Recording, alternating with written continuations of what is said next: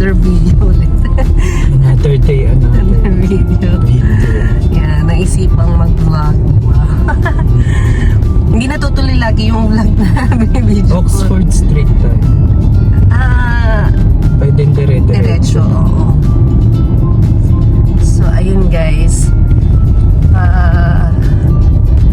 Nasa school na yung mga kids, then paalis kami ni Daddy papunta dun sa house no friend niya, yung classmate niya. Classmate niya nung gerontology. Yeah.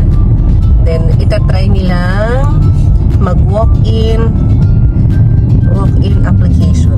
Wow. Kung saan tayo makakaano kasi syempre mahal na rin ang gasolina ngayon, di ba?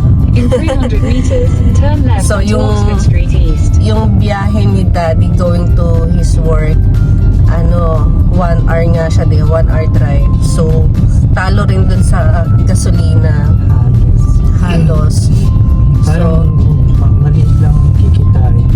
Yeah, so, despite ng oo. workload din. Dami. So, kaya itatry nilang mag-apply dito sa within London. Sana meron. Yun. Ayun. So,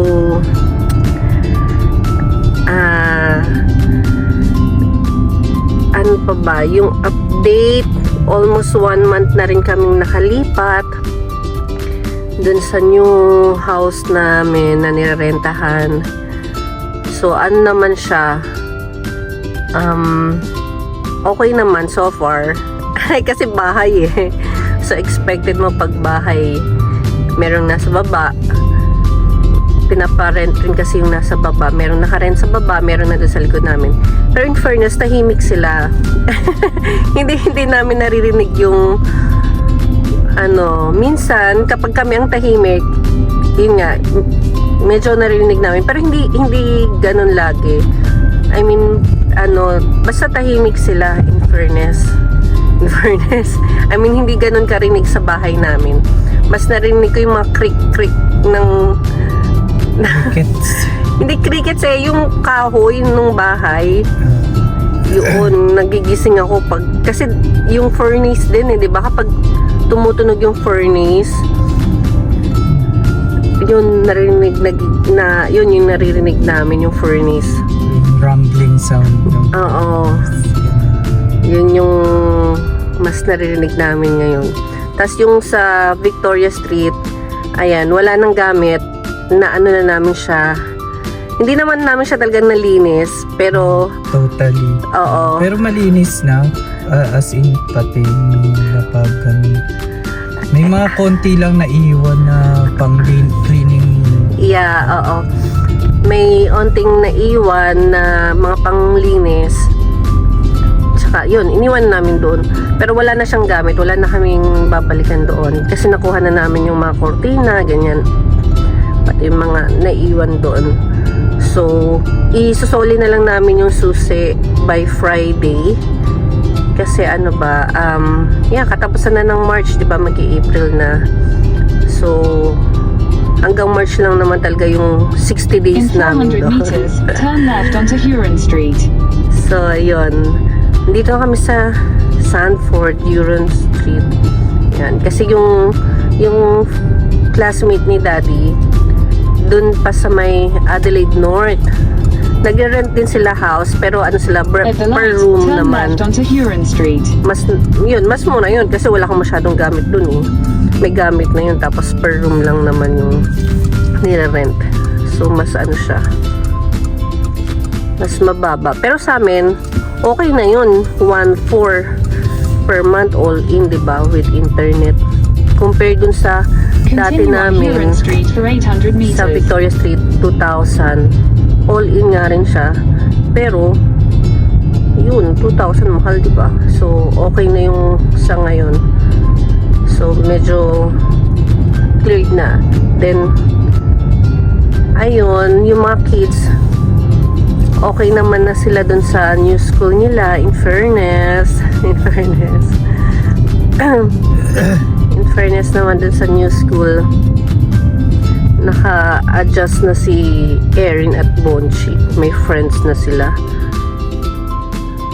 So, yan. At the light, turn right onto Highbury Avenue North.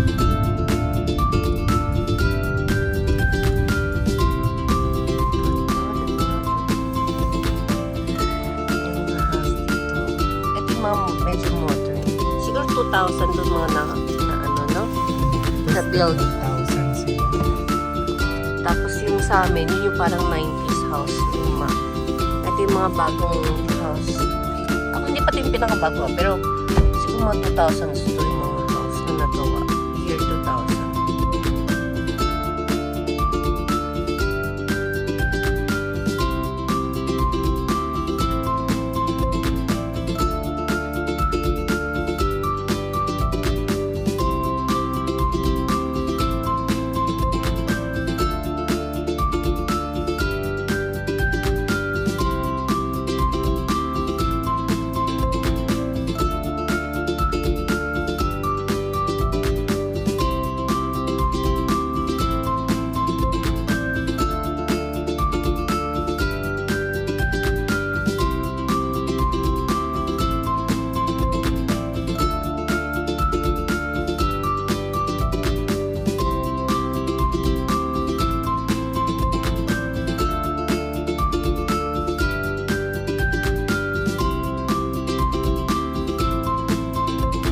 Ito na ba yun? Onyx pa na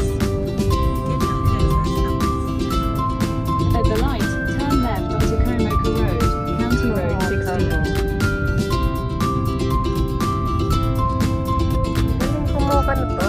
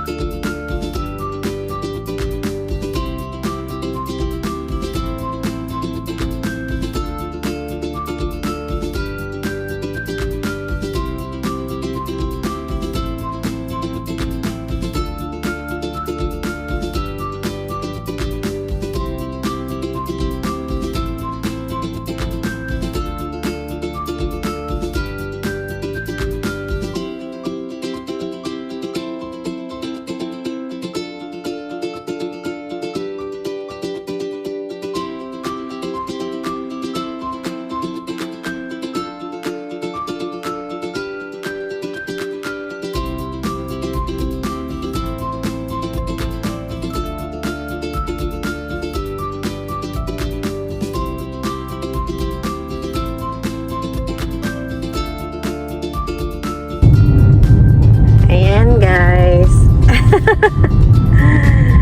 Back to back to home na. after ng saan ba kami nakapunta? Sa west side sa west side kami nakapunta, sa may Komoka tsaka sa Delaware. Yun, so galing kami ng nagpasa sila sa Middlesex Terrace sa Delaware.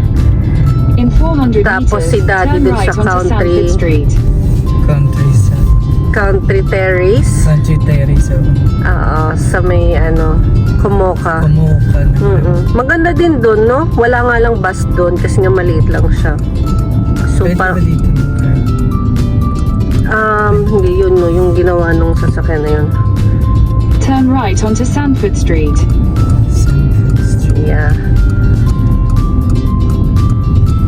Maganda rin yun yung Kumoka. Nasa west side nga lang siya Continue for 3 kilometers. ng London.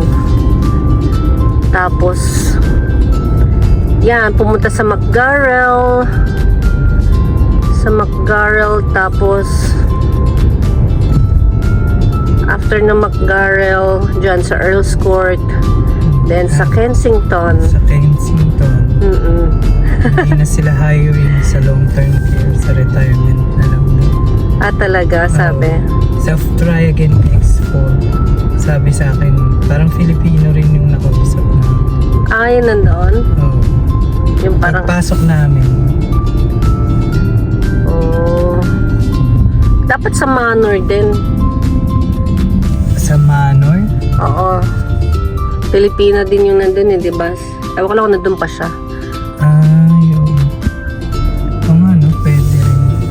Hindi, piprint pa ako. Ibang ruta naman yun. Pwede naman din yun dito naman sa may... Dito sa side na to, no? Sa may South Bridge Care Homes. Pero nagpasa na ako dyan online. Actually, every time na may online na lumalabas sa mga iba-ibang platform, kahit sa website nila mismo, sinesearch ko kung may mga available silang vacancy.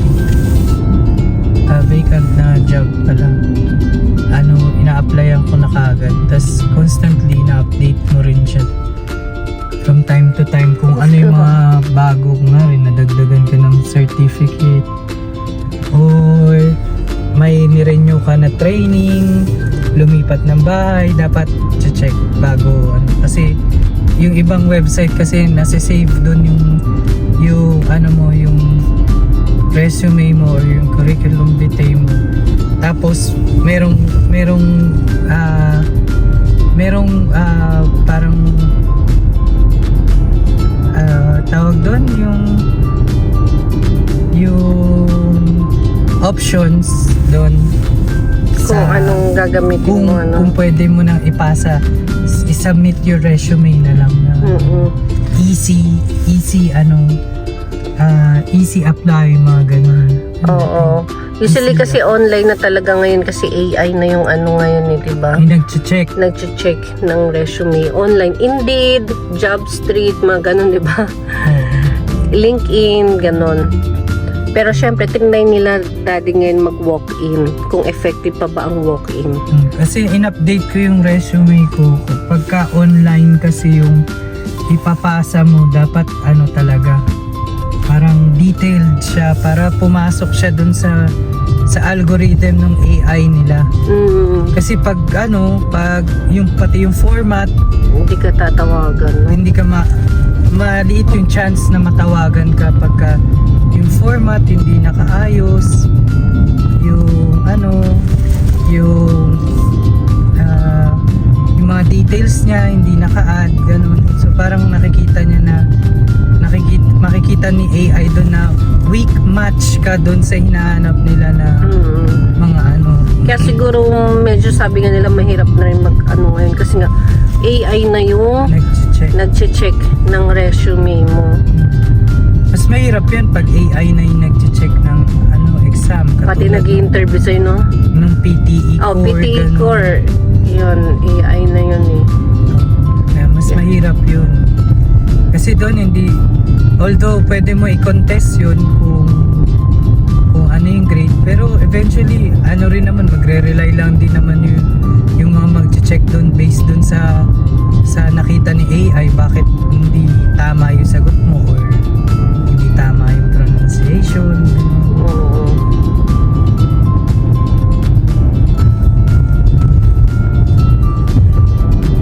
So kumain din kami sa London, Asia. Yeah. Doon na kami nag-branch. London, In 400 Asia. meters, Tsaka turn bumili left onto ng Dundas Street. ulam for tonight. May pulis. Kasi mas Doon may pulis. Pero saan? doon sa isang pero parang nag-usap din sila. Parang katulad doon sa natin. Dalawang pulis.